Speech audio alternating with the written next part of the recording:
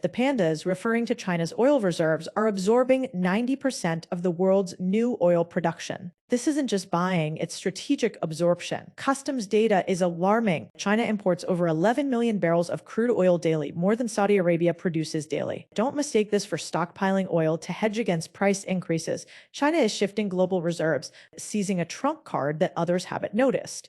Why is it doing this? Because the energy law, effective January 1st, 2025, will change strategic reserves from voluntary to mandatory, targeting 180 days, far exceeding the IEA's recommended 90 days. 150 days is considered a safety line. China has directly maximized it to 180 days, essentially building a super safe energy reserve system. Even if another 1,973 oil crisis occurs, it can sustain itself for 6 months.